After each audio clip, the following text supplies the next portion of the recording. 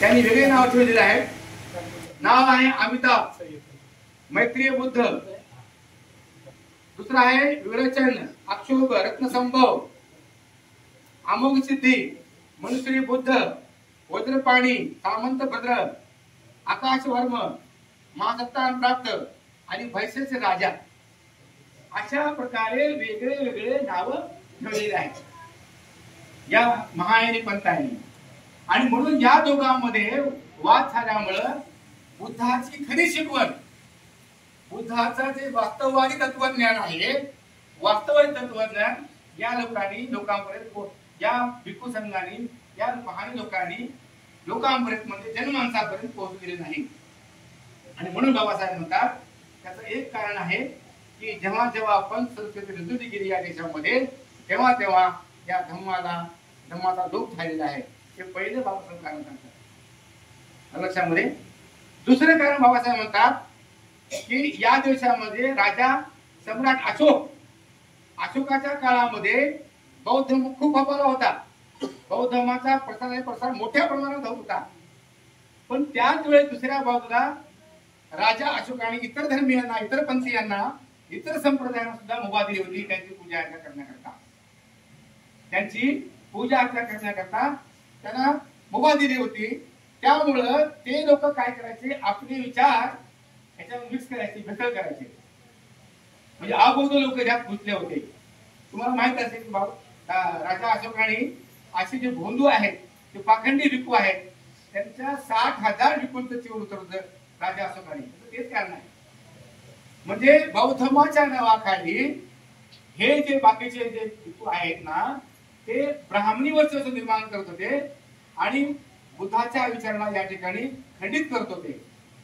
म्हणून डॉक्टर बाबासाहेब आंबेडकर म्हणतात या ठिकाणी राजा अशोका सुद्धा मी या ठिकाणी जबाबदार ठरतो.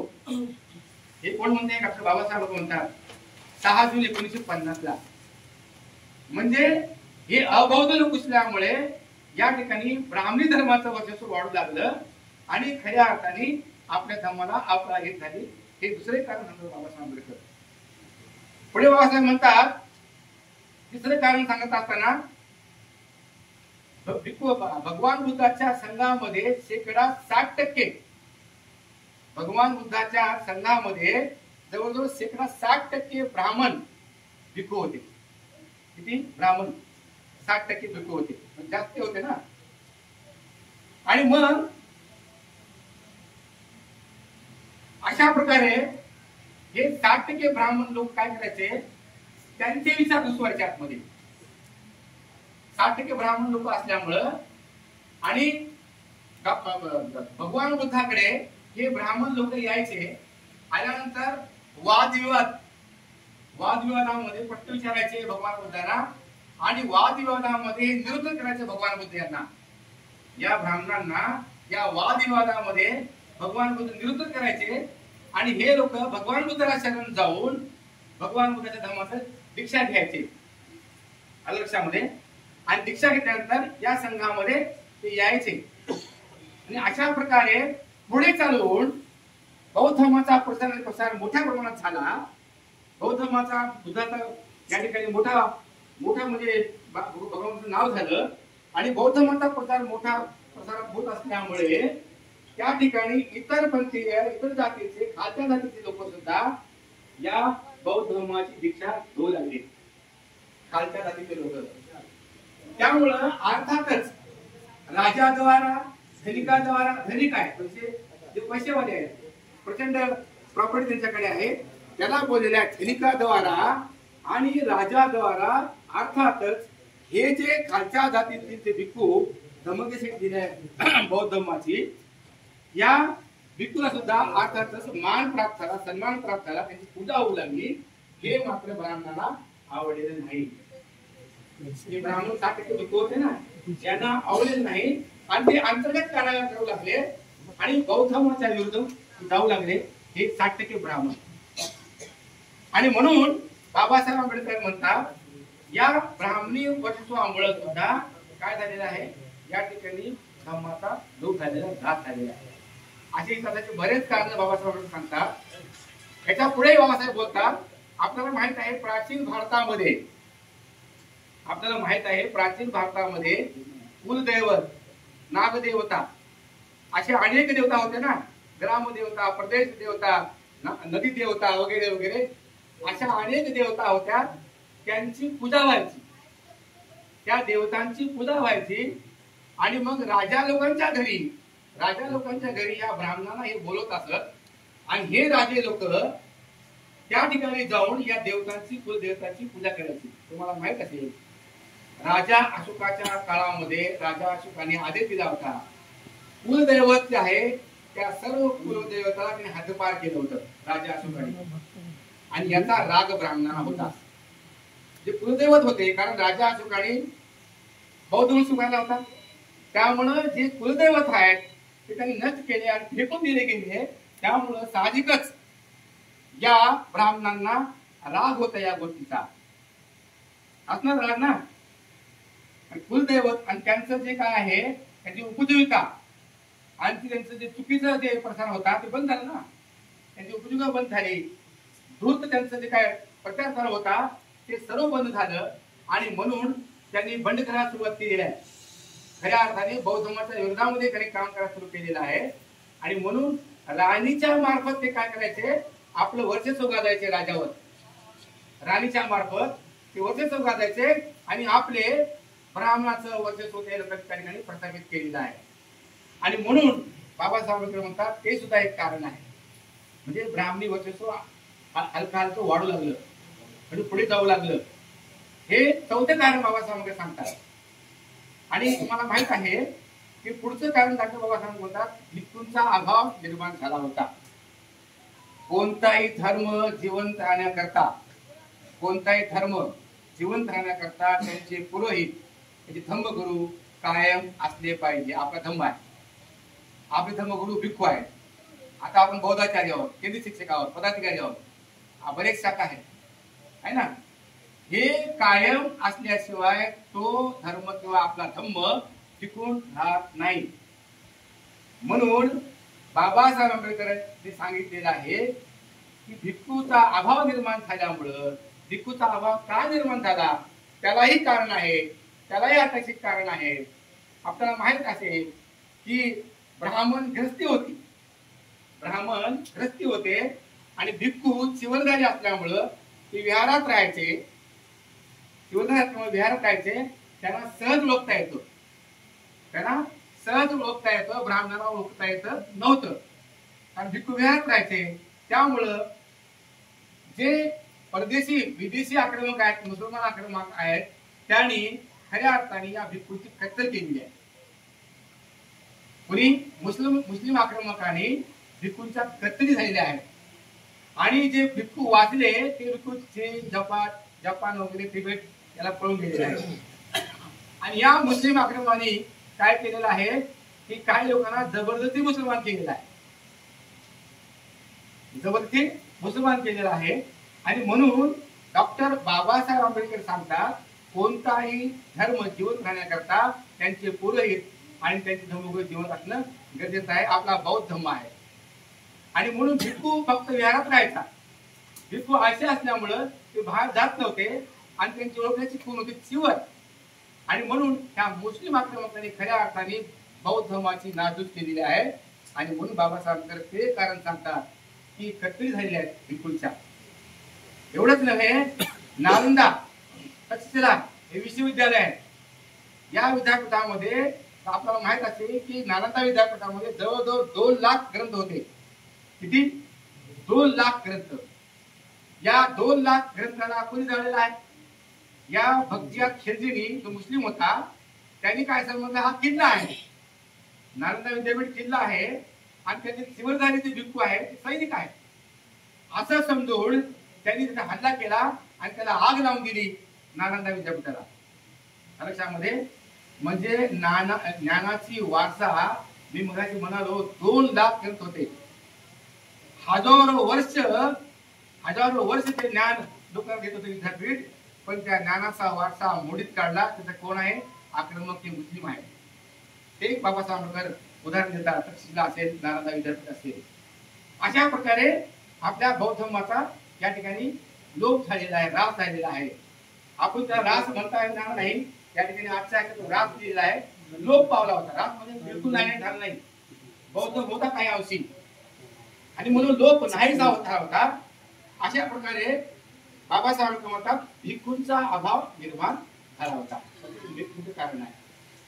आणि त्याचा पुढे बाबासाहेब म्हणतात आपल्याला माहित आहे की मौर्य वंशाचा राजा, शेवटचा राजा भरद्र याचा सुद्धा कपटाने खून केलेला आहे.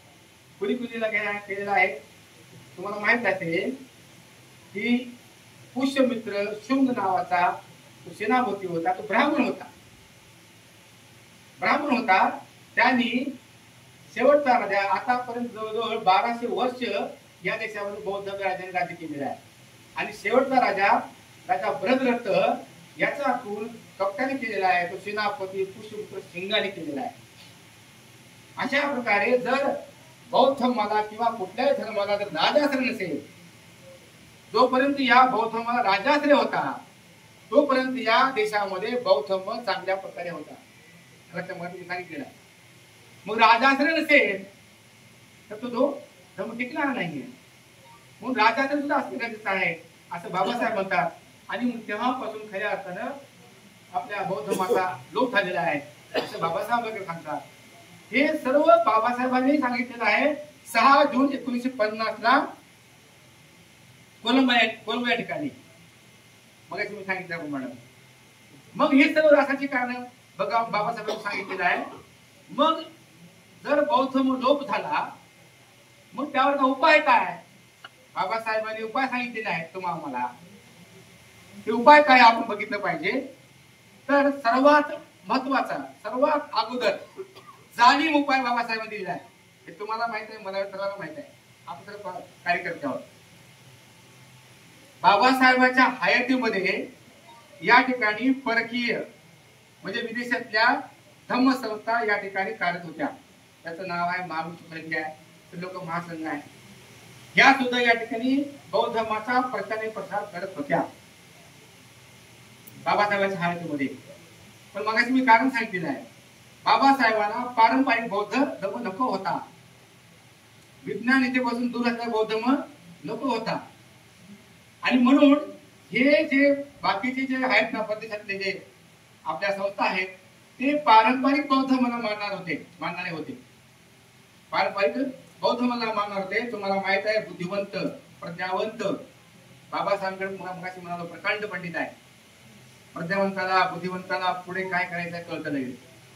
बाबासाहेबांना कळलं होतं की या देशामध्ये बौद्ध धर्माशिवाय पर्याय नाही, कारण बौद्ध धर्म या देशाला जुना नाहीये. म्हणून बाबासाहेबांनी काय केलं, सर्वात अगोदर 18 मे 1954 साली भारतीय बौद्ध धर्माची स्थापना केलेली आहे. लक्षात का? हे त्यावर उपाय लक्षात घ्या. मग तुम्ही काय म्हणतो, प्रज्ञावंत जे बुद्धिवंत आहेत, प्रकांड पंडित आहेत, त्यांना पुढे काय करायचं आहे कळतं. म्हणून बाबासाहेबांनी काय केलं, या देशामध्ये बौद्ध धर्माचा प्रचार करायचा असेल तर मगाशी म्हणालो मी, इतर देशातील संस्था सुद्धा या ठिकाणी कार्यरत असताना सुद्धा बाबासाहेबांना 18 मे 1954 साली भारतीय बौद्ध महासभेची स्थापना का करावी लागली हा सुद्धा प्रश्न आपल्याला कळला पाहिजे बोलायच्यांना, आपल्या पदाधिकाऱ्यांना.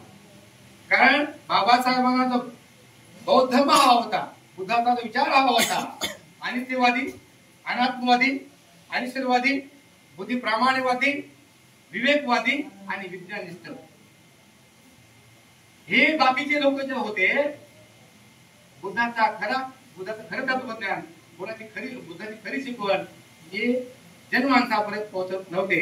म्हणून भारतीय बौद्ध महासभेच्या माध्यमातून बाबासाहेबांनी विचार केला आणि भारतीय बौद्ध महासभेला तुम्हाला दिले त्यावर उपाय म्हणून लक्षात घ्या. पुढे आपले उदाहरण बनवतात, खूप उदाहरण आहेत पुढे.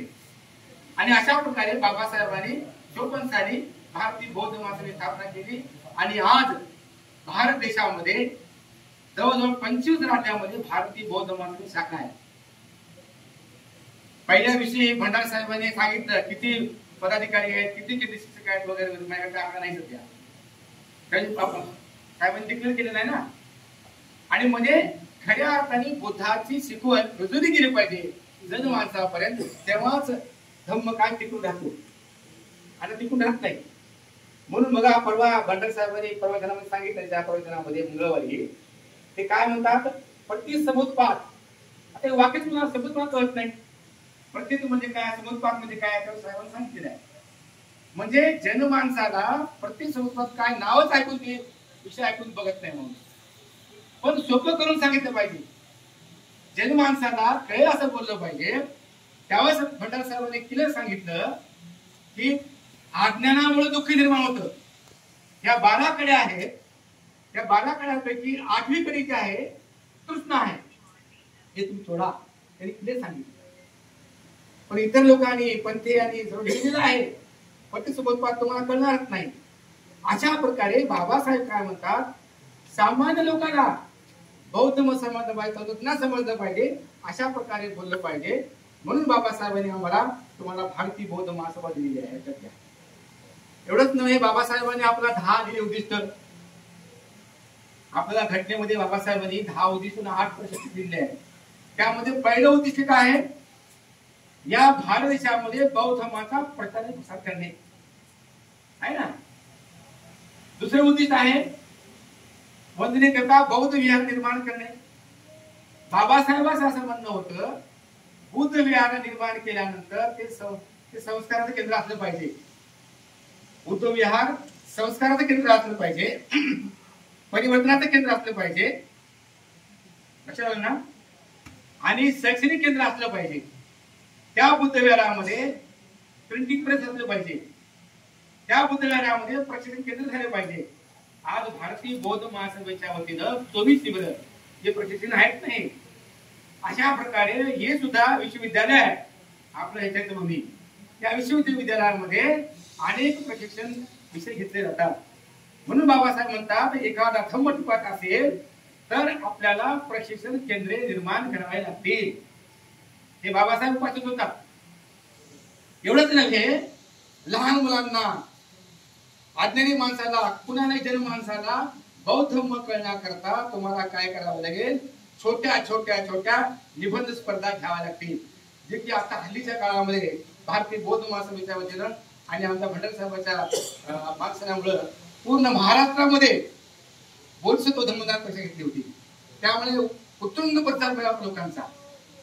मग अशा प्रकारे बाबासाहेब काय आहेत, महात्मा फुले काय आहेत, भगवान बुद्ध काय आहेत, माता रमाई काय आहेत, अशा प्रकारे प्रत्येक व्यक्तीला, प्रत्येक मुलाला, लहान मुलाला कळेल. आणि म्हणून ही परीक्षा घेतली होती. अशा प्रकारे प्रत्येक शाखेने बाबासाहेबांचा निर्देश आहे, बाबासाहेब सांगणं आहे की प्रत्येक शाखेने आपल्या शाखेमध्ये अशा प्रकारचे उपक्रम राबवले पाहिजे. एवढंच नव्हे, बाबासाहेबांनी भारतीय बौद्ध महासभेच्या माध्यमातून आपल्या बौद्ध धर्मावर संस्कार व्हावे, जन्मापासून ते मृत्यूपर्यंत, म्हणून 15 संस्कार. आज सुद्धा आमच्या गावाकडे सुद्धा रविवारी लग्न असतंय, शुक्रवारी आमचे लोक हळद खेळतात. आमच्या जो वर आहे त्या वराच्या हातामध्ये कट्यार वगैरे दिली जाते. आमच्या बौद्धाकडे सांगायला लागतं लग्नामध्ये की तुम्ही तुमचं पागोडी काढा, कट्यार काढा वगैरे. मग त्याची चुकी नाही, ते हे चुकी त्यांची नाही, आम्ही तिथपर्यंत गेलो नाही. म्हणून बाबासाहेब म्हणतात तुम्हाला तळागाळापर्यंत जावं लागेल. आणि म्हणून ते माध्यम म्हणून आज भारतीय बौद्ध महासभा राज्य लेवलवर, जिल्हा लेवलवर, तालुका लेवलवर, ग्राम लेवलवर अशा प्रकारे शाखा निर्माण करण्याचं काम करीत आहे की जेणेकरून बौद्ध धर्माचा प्रचार आणि प्रसार मोठ्या प्रमाणावर होईल. आणि या देशामध्ये अंधश्रद्धा, कर्मकांड, दैववाद, नशीबवाद बिलकुल होणार नाही. कारण या पुरोहित लोकांनी काय केलं होतं, या ब्राह्मण लोकांनी काय केलं होतं, तुमच्या आमच्यावरती दैववाद, नशीबवाद अशा प्रकारच्या अनेक गोष्टी रुजवल्या होत्या. आणि अशा प्रकारे जर आपण या ठिकाणी जर असे कार्यक्रम राबवले, उपक्रम राबवले, तर या देशामध्ये बौद्ध धर्म टिकून नाही. बाबासाहेब पुढे म्हणतात, एवढंच नव्हे, कोणताही धर्म टिकून राहण्याकरता आपण धर्मच आहे ना, त्या संघटनेतील कार्यकर्ते बुद्धिजीवी पाहिजे. बुद्धिजीवी म्हणजे ज्ञानी पाहिजे, त्यांना धर्मात सखोल ज्ञान पाहिजे, ते हाजर जवळ पाहिजे. जसं मला माहित आहे ना, मिलिंद पन्नामध्ये म्हणजे नागसेन आणि राजे मिलिंद यांचं परिसंभाषण आहे ना. आज आमच्या समाजामध्ये मिलिंद तयार झाले आहेत. आम्हाला नाक्षण व्हावं लागेल. नाक्षण कधी होणार तुम्ही? जर तुम्ही बुद्धिजीवी असाल, तुम्ही ज्ञानी असाल, तुम्ही बौद्ध धर्माचा अभ्यास करत आहे. जगामध्ये बौद्ध धर्माचा गाढा अभ्यास बाबासाहेबांना कोणी केलेला नाही. सध्या जगामध्ये बौद्ध धर्माचा गाढा अभ्यास बाबासाहेबांना कोणी केलेला नाही, हे तिथं तेवढंच खरं आहे. लक्षात घ्या. आणि म्हणून संघटन टिकून राहण्याकरता, म्हणजे धम्म टिकून राहण्याकरता आपले कार्यकर्ते कसे पाहिजे? बुद्धिजीवी असले पाहिजे, तत्वनिष्ठ असले पाहिजे. त्यांना बौद्ध धर्माचं, आपल्या धर्माचं तत्वज्ञान माहीत पाहिजे. कोणीही भट्टी केला तर उत्तर देता आलं पाहिजे. आमच्या कार्यकर्त्याला, आमचा कार्यकर्ता आढळून सांगतो, आमच्या पोवईमध्ये एकाने प्रश्न केला. काय केला? डॉक्टर बाबासाहेब आंबेडकर आणि महापशिका मीराबाई आंबेडकर या जीवनामध्ये किती दिवस भेटले? प्रश्न काय कळलं ना? डॉक्टर बाबासाहेब आंबेडकर आणि महापशिका मीराबाई आंबेडकर त्यांच्या जीवनामध्ये एकमेकांना किती दिवस भेटले हे त्यांनी प्रश्न केला. आमचा बौद्धाचार्य हजारजबाब होता. बाबासाहेब हजारजबाब होते की नाही? बौद्धाचार्यांनी ताडकं उत्तर दिलं की उत्तर काय असेल उत्तर, पण उत्तर देणं गरजेचं आहे. त्यांनी काय सांगितलं? आणि बाबा बाबासाहेब आंबेडकर महापशिका मीराबाई आंबेडकर यांचं नाव तुला माहित आहे का? नातं माहित आहे. किती वेळेस भेटत सांगता येते का? 1 लाख वेळेस, 2 लाख वेळेस सांगता येत नाही. आणि मग त्यांनी प्रतिप्रश्न केला त्या पुढच्या व्यक्तीला, कारण बुद्धिजीवी पाहिजे ना, हजरजबाब पाहिजे. मला एकच प्रश्नाचं उत्तर दे, तुझ्या पत्नीच्या हातामध्ये किती बांगड्या आहेत? तो उत्तर देऊ शकला नाही, झाला तो निरुत्तर झाला. लक्षामध्ये अशा प्रकारे तुम्हाला आम्हाला धम्माचं तत्वज्ञान माहित पाहिजे, तेव्हाच आपण काय लोकांपर्यंत जाऊ शकतो, लोकांना सांगू शकतो.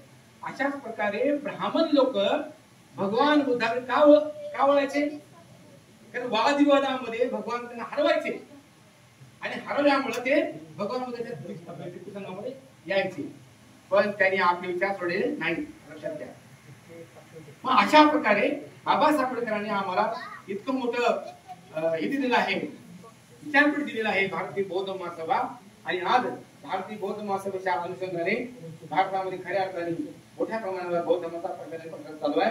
त्याचं कारण मग गुरुजींनी सांगितलेलं आहे की कितीतरी कार्यकर्ते आहेत, पदाधिकारी आहेत, केंद्रीय शिक्षक आहेत ना, बौद्धाचार्य आहेत आणि केंद्रीय शिक्षक आहेत वगैरे वगैरे. अशा प्रकारे ते कार्यरत आहेत आणि अभ्यासू आहेत. आपल्या अभ्यासातून भारतीय बौद्ध महासभेच्या माध्यमातून बौद्ध धर्माचा प्रचार मोठ्या प्रमाणावर करत आहे. तुम्हाला माहित आहे 1951 साली बाबासाहेबांनी भगवान बुद्धांचा धम्म लिहायला घेतला. बाबासाहेबांनी 1951 साली भगवान बुद्धांचा धम्म ग्रंथ लिहायला घेतला आणि 56 साली संपवला.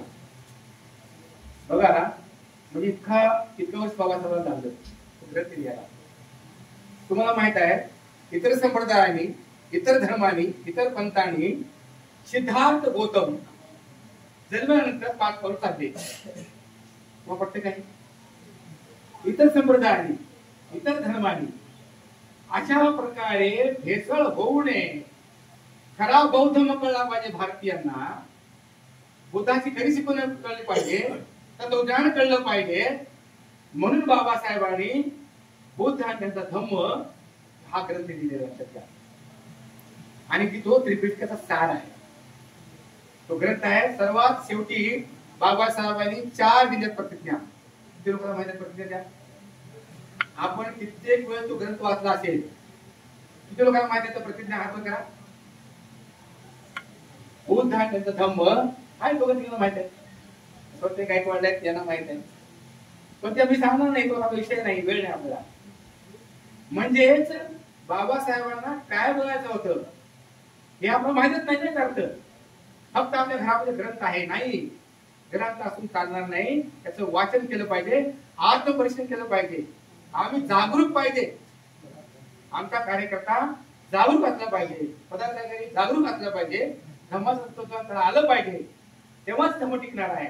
म्हणून बाबासाहेबांनी काय आम्हाला प्रशिक्षण केंद्र उघडावं लागेल असं सांगितलेलं आहे, उपाय सांगितलेला आहे. एवढंच नव्हे, बाबासाहेबांनी पुढे बोलताना सांगितले, उपाय सांगत असताना धम्माच्या मूळ तत्वावर टिकून राहा. मग काय सांगितलं ना, इतर पंथीयांनी काय सांगितलं, उलट सांगितलेलं आहे, चुकीच सांगितलेलं आहे.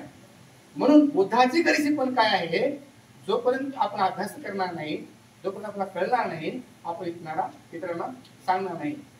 काय सांगितलं भगवान बुद्धांनी, प्रज्ञा, शील आणि करुणा. प्रज्ञा, शील आणि करुणा याची सांगड घालून माझं तुम्ही जीवन चालवेल. लक्षामध्ये, प्रज्ञा म्हणजे काय, प्रज्ञा आणि ज्ञान लोक एकच बोलतात, चुकीच आहे. प्रज्ञा म्हणजे ज्ञान नाही, ज्ञान म्हणजे प्रज्ञा नाही. विद्या म्हणजे ज्ञान, विद्या म्हणजे ज्ञान, आणि ते ज्ञान कसं वापरायचं याचं शांत म्हणजे प्रज्ञा. लक्षात ना, आपण काय म्हणतो, ज्ञान म्हणजे नॉलेज इंग्लिश मध्ये, आणि प्रज्ञा म्हणजे विजडम म्हणजे शहाणपणा. दोन्ही एकच आहे का ते? नाही ना, दोन्ही एकच नाही आहे. एखादा डॉक्टर असेल, तो MS आहे, मास्टर ऑफ सर्जन आहे, तो त्याला ऑपरेशन करता येत नाही, काही कामाचं नाही, ज्ञान काही कामाचं नाही.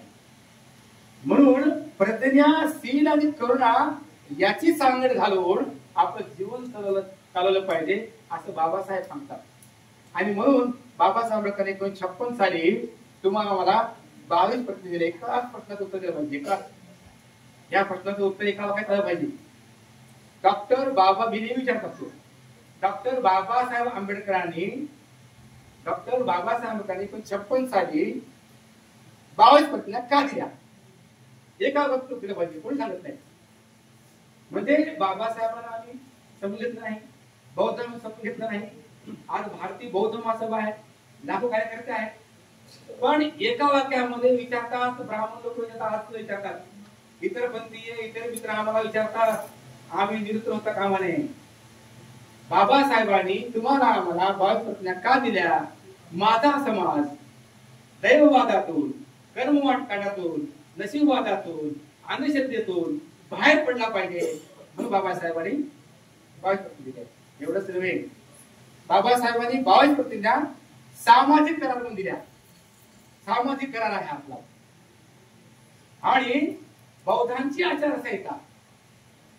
मग जे जे बौद्धाचार्य, जे जे आपले बौद्ध बांधव आहेत, बौद्ध धर्माचं आचरण करतील, पालन करतील, तो धर्म टिकून राहील कधी. म्हणून जनमानसापर्यंत हा बौद्ध धर्म जाण्याकरता आपल्याला शाखेच्या मार्फत जे 24 शिबिर आहेत, ते 24 शिबिर आपण राबवलं पाहिजे. पण कोणतेही शाखेत 24 शिबिर राबवत नाही. अत्यंत महत्वाचं शिबिर आहे भारतीय बौद्ध महासभेच्या माध्यमातून राबवण्याचं व्यक्तिमत्व विकास शिबिर. फार कमी शाखा राबवतात. तुम्हाला माहित आहे, आता आमची मुलं, बौद्ध धर्मातील मुलं आता डॉक्टर, इंजिनियर, प्राध्यापक शिकत आहेत, चांगल्या प्रकारे शिकत आहेत. मग आता PhD स्कॉलर होण्याकरता, PhD ला ऍडमिशन करण्याकरता त्याचं नाव आहे GD. GD म्हणजे ग्रुप डिस्कशन. त्या ग्रुप डिस्कशन मध्ये 10 लोक असतात, आणि जेव्हा मुलगा एंट्री करतो त्या हॉल मध्ये, एंट्री केल्यानंतर केशभूषा, वेशभूषा त्या मुलाची होती पाहिजे, ते बघतात. आणि ते व्यक्तिमत्व विकास मध्ये शिकवलं जातं भारतीय बौद्ध महासभेच्या माध्यमातून. हे असे 24 शिबिर आहेत. आणि आमचे जे चांगले शिकलेले मुलं सुद्धा ग्रुप डिस्कशन मध्ये फेल होतात, आणि तेच लोक इंटरव्ह्यू बसलेले बोलतात, तुम्ही असं या ठिकाणी येत असताना तुमच्या अंगावर काय कोट नाही, तुमच्या पायामध्ये चप्पल आहे वगैरे वगैरे सांगतात तुमचं केलं. म्हणजेच first impression is last impression. बाबासाहेबांवर आतापर्यंत 23 लोकांनी PhD केलेलं आहे. इकडे लोक आहेत का? बाबासाहेबांच्या विचारावर 23 लोकांनी PhD केलेले आहे, आणि 24वे PhD स्कॉलर बसलेले आहेत. PhD स्कॉलर बसले आहेत आमचे आदरणीय SK भंडारे साहेब, ऍडव्होकेट भंडारे साहेब. त्यांना अनेक डिग्री आहेत परीक्षांमध्ये. म्हणजे अशा प्रकारे जर बुद्धिजीवी लोक समाजामध्ये निर्माण झाले तर बौद्ध मला उभा नाही, बाबासाहेबांचं म्हणणं आहे, माझं म्हणणं नाही. बाबासाहेब सांगतोय मी. एवढंच नव्हे, बाबासाहेब आंबेडकर म्हणतात गुरुवर्चस्वाचा त्याग करा. गुरुवर्चस्व असता कामा नये. त्यामध्ये अंधश्रद्धा, कर्मकांड पसरवलं जातं आणि म्हणून आपण ते त्याग केलं पाहिजे आणि पुरोहितशाहीपासून आपण दूर राहायला पाहिजे. पुरोहितशाहीला धर्मापासून दूर ठेवलं पाहिजे असं बाबासाहेब आंबेडकर म्हणतात. कारण का पुरोहितशाही आली की त्या ठिकाणी कर्मकांड आलं, दैववाद आला, नशीबवाद आला. म्हणून ते दूर ठेवण्याकरता गुरुवर्चस्वाचा त्याग केला पाहिजे. म्हणजे प्रश्नोत्तर करण्याकरता आपल्याला मुभा मिळाला पाहिजे. प्रश्नोत्तर केल्यावर प्रश्नोत्तर करता पाहिजे. अशा प्रकारे तुम्हाला धम्म असला पाहिजे असं बाबासाहेब आंबेडकर म्हणतात. आणि एवढंच नव्हे, बाबासाहेब आंबेडकर जर धम्म टिकून ठेवत असेल सामाजिक समतेवर भर दिला पाहिजे. बाबासाहेब काय म्हणतात, उपाय म्हणून जर धम्माचा ऱ्हास होत नसेल, लोप होत नसेल तर तुम्हाला सामाजिक समतेवर भर दिला पाहिजे. धम्म जर सामाजिक विषमता मान्य करतो तर त्याचा ऱ्हास होतो. लक्षात घ्या. धम्म जर सामाजिक विषमता मान्य करतो तर त्या धम्माचा ऱ्हास झाल्याशिवाय राहणार नाही. आणि म्हणून बुद्धांनी सर्वात अगोदर सर्व प्राण्यांमध्ये समता दिलेली आहे. समता. भगवान बुद्धाच्या धर्मामध्ये अनेक धर्माचे, जातीचे, पंथाचे, संप्रदायाचे लोक होते. संघामध्ये अनेक धर्माचे लोक होते ना, अनेक जातीचे लोक होते ना. आणि म्हणून बुद्धांनी सर्व प्राण्यांमध्ये समता दिलेली आहे. आणि त्यावर बाबासाहेब म्हणतात जात, धर्म, लिंग याच्या आधारावर भेदभाव न करता सर्वांना समान संधी देतो तोच धम्म टिकतो. काय? जात, धर्म आणि लिंग याच्या आधारावर सर्वांना समान संधी. बाबासाहेब आंबेडकरांनी संविधान दिलं सर्वांना समान संधी. समान संधी कोणत्याही पंथाचा असो, संप्रदायाचा असो, जातीचा असो, धर्माचा असो, जर समान संधी दिली तोच असाच धम्म टिकून राहतो. पण भगवानच्या काळाच्या नंतर या ठिकाणी आठाबंध निर्माण झाले आणि खऱ्या अर्थाने बौद्ध धर्माचा ऱ्हास झाला. आणि पुढे जाऊया. बाबासाहेब आंबेडकर म्हणतात संघशक्ती मजबूत करणे अत्यंत महत्वाचं आहे. संघशक्ती. आता भारतीय बौद्ध महासभा संघशक्ती आहे, एक संघटन आहे. आणि म्हणून मजबूत संघटन पाहिजे. कोणतंही संघटन मजबूत होण्याकरता, कोणताही धम्म टिकून राहण्याकरता त्या ठिकाणचे जे कार्यकर्ते आहेत, पदाधिकारी आहेत, ते काय एकत्र पाहिजे, मजबूत पाहिजे. ते अजिबात इकडे जाता कामा नये. अशा प्रकारे तो संघटन टिकून राहतं. एकनिष्ठ कार्यकर्ते पाहिजे, कार्यकर्ते एकनिष्ठ पाहिजे, तत्वनिष्ठ पाहिजे, धर्माचं नॉलेज पाहिजे आणि संघटनात्मक क्रियाशीलता. संघटनात्मक. आता भारतीय बौद्ध महासभेच्या वतीनं बाबासाहेबांनी आता मुंबई पोर्टचा 25 कार्यकारिणी आहे. उदाहरणार्थ आता 25 कार्यकारिणीमध्ये सर्वच लोकांनी त्या ठिकाणी कार्यरत असणं गरजेचं आहे. फक्त 4च लोकांनी काम होणार नाही. डॉक्टर साहेब नेहमी म्हणतात भीमराव आंबेडकर साहेब या ठिकाणी वायुवेदन जात आहेत, पण आमच्या या शाखेमध्ये जवळजवळ 25 कार्यकर्ते असताना, पदाधिकारी असताना फक्त 4च लोकांनी कार्यरत असता कामा नये. त्या ठिकाणी संघटनात्मक क्रियाशीलता म्हणजे सर्वांनीच कार्य केलं पाहिजे. उपाध्यक्षाने उपाध्यक्षाने काम केलं पाहिजे, संघटकांनी संघटकाचं काम केलं पाहिजे. तेव्हा कुठं त्या देशामध्ये, त्या प्रदेशामध्ये त्या धर्माचा प्रसार मोठ्या प्रमाणात होणार आहे. लक्षामध्ये. मग अशा प्रकारे कार्यकर्ते तयार करणे आणि शाखा निर्माण करणे आणि शाखामध्ये बोधाचार्य तयार करणे, सैनिक तयार करणे वगैरे वगैरे त्या शाखांचं काम आहे. त्याला बोललेले बाबासाहेब आंबेडकरांनी संघटनात्मक क्रियाशीलता बनवणे, वाढवणे. ओके. एवढंच नव्हे, आमचा कार्यकर्ता जागरूक पाहिजे. आतापर्यंत आमच्या भारतीय बौद्ध महासभेच्या माध्यमातून फक्त 13 संस्कार व्हायचे. मागे मी गावी गेल्यानंतर मी 15 संस्कार सांगितले माझ्या प्रवचनामध्ये. ते 2 तुम्ही कुठून आणले? म्हणजे आमचा पदाधिकारी, आमचा बौद्धाचार्य जागरूक नाही. भारतीय बौद्ध महासभेच्या वतीनं आपल्या वीकली मीटिंग मध्ये सर्व कार्यकर्ते असतात, सर्व पदाधिकारी असतात, राज्याचे, केंद्राचे आणि मुंबईचे पदाधिकारी असतात. त्या मीटिंग मध्ये चर्चा केली जाते आणि चर्चा लोकांच्या रेट्यावरून, लोकांच्या मागणीवरून अशा प्रकारे 2 संस्कार आपण काय समाज केलेले आहे. कुठला कुठला? एक गर्भबंधन दिन आणि परिक्रम पाठ. कारण परिक्रम पाठ आणि गर्भबंधन दिन होत होते अगोदर, पण भारतीय बौद्ध महासभेच्या वतीनं अधिकृतरित्या त्याला काय केलेलं आहे? शिक्कामोर्तब केलेलं आहे. हे कसं पाहिजे? ज्यावेळेस आमचा बौद्धाचार्य, ज्यावेळेस आमचा पदाधिकारी जागरूक असेल तेव्हाच कळेल ना. मी बाबासाहेबांना बाबासाहेब काय केले? त्याला उपाय सांगितलेला आहे. म्हणून आमचा बौद्धाचार्य पदाधिकारी जागरूक असणं अत्यंत गरजेचं आहे. तत्वनिष्ठ आचरण. बाबासाहेब म्हणतात नुसतं वरवरचं आचरण नको.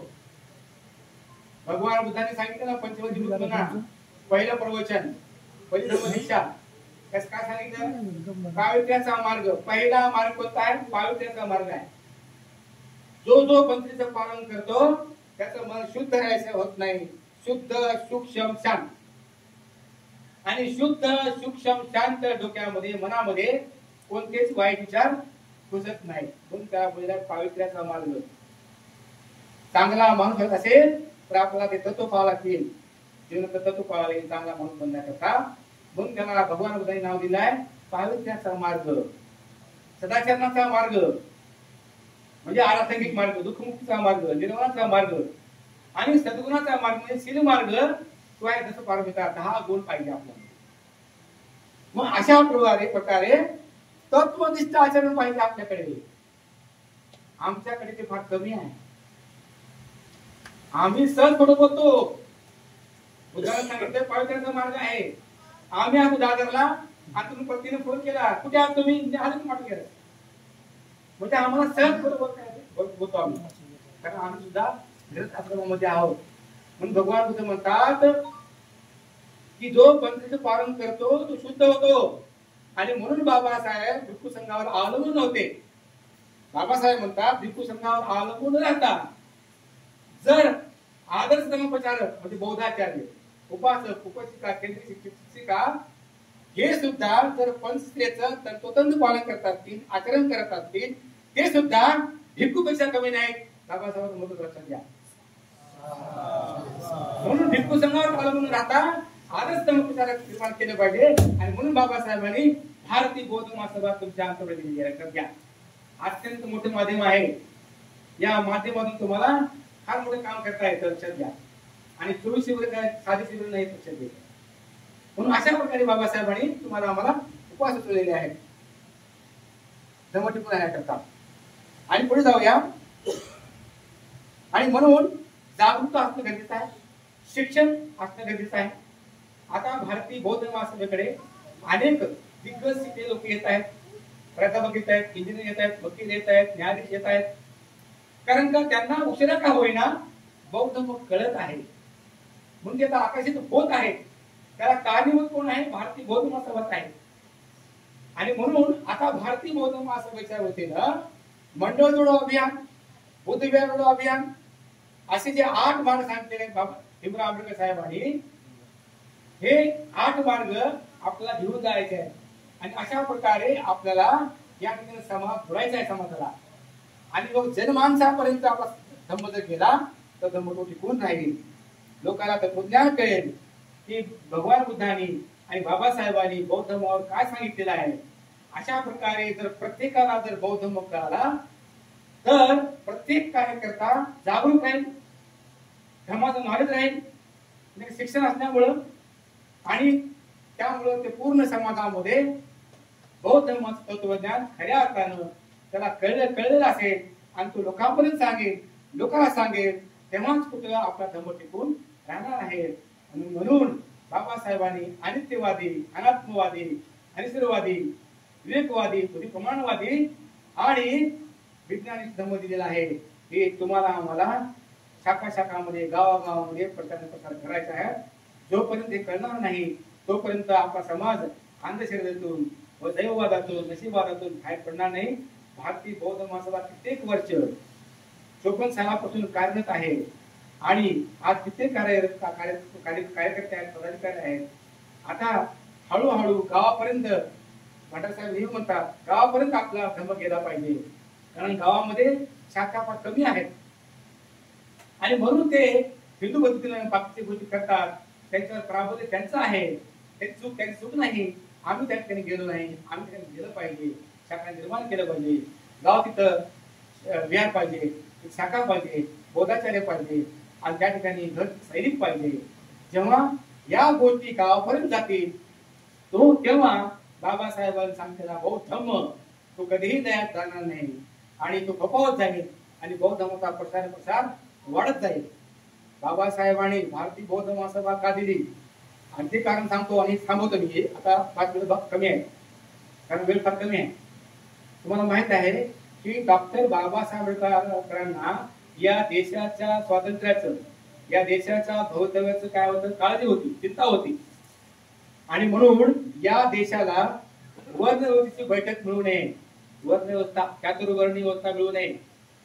बाबासाहेब आंबेडकर भारतीय बौद्ध धर्म का देतात ते सांगायचं मला, म्हणजे बौद्ध धर्माचा प्रसार होईल. या देशाला वर्णव्यवस्थेची बैठक मिळू नये, ना, वर्णव्यवस्थेची बैठक मिळू नये आणि या देशामध्ये जे जाती व्यवस्था आहे ते राहू नये. आणि म्हणून बाबासाहेब म्हणतात बौद्ध धर्माचा प्रचार आणि प्रसार करणं म्हणजेच लोकशाही व्यवस्था बळकट करणे आहे. लक्षात अंडरलाईन केलं पाहिजे. बाबासाहेब काय म्हणतात, बौद्ध धर्माचा प्रचार आणि प्रसार करणं म्हणजेच लोकशाही व्यवस्था बळकट करणे होय. आणि म्हणून बाबासाहेबांनी आम्हाला भारतीय बौद्ध महासभा दिलेली आहे. अशा प्रकारे जर या देशामध्ये बौद्ध धर्माचा प्रचार आणि प्रसार, म्हणून बाबासाहेब म्हणाले बस की मी सारा भारत बौद्धमय करीन, सर्वच बुद्धाच्या विचाराचे बाबासाहेब विचार झाले तर या देशामध्ये कर्मकांड, दैववाद, नशीबवाद अजिबात राहणार नाही. आणि जसं 1200 वर्ष या देशामध्ये बौद्ध धर्म होता, अगदी त्याचप्रमाणे या देशामध्ये सुद्धा बौद्ध धर्म टिकून राहील. पण हे कुणावर आहे, हे तुमच्या आमच्यावर आहे, हे तुमच्या आमच्यावर अवलंबून आहे असं बाबासाहेब म्हणतात. म्हणून आमचा पदाधिकारी, आमचा कार्यकर्ता जागरूक असणं काळाची गरज आहे. त्याला बुद्धाच्या विचाराची त्याला जाण असणं अत्यंत गरजेचं आहे. बुद्धाच्या तत्वज्ञानाची जाण असणं अत्यंत गरजेचं आहे. बाबासाहेबांच्या विचाराची जाण असणं अत्यंत गरजेचं आहे. तेव्हाच आपला धर्म टिकून राहील. अशा प्रकारे या ठिकाणी मला एवढंच सांगायचं आहे. आपण शांततेनं मला ऐकलात. धन्यवाद. जय भीम, नमो बुद्धाय, जय संविधान.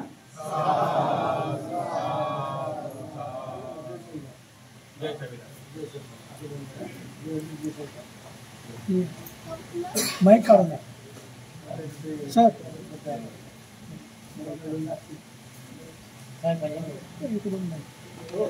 माइक खालचं खालचं खालचं माइक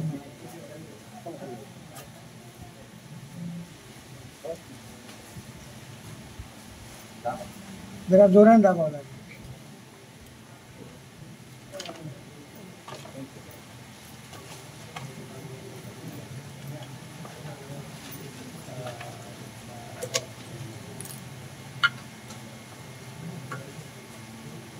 सर्वांना सविनय विश्ववंदनीय तथागत भगवान बुद्ध, महामानव, बोधिसत्व, भारतीय घटनेचे शिल्पकार परमपूज्य डॉक्टर बाबासाहेब आंबेडकर यांना त्यांच्या विचारांना सुरुवात बुद्धिस्ट सोसायटी ऑफ इंडिया तथा भारतीय बौद्ध महासभा या धर्मसंस्थेचे द्वितीय राष्ट्राध्यक्ष, बौद्धाचार्याचे जनक, त्याचे उपाध्याय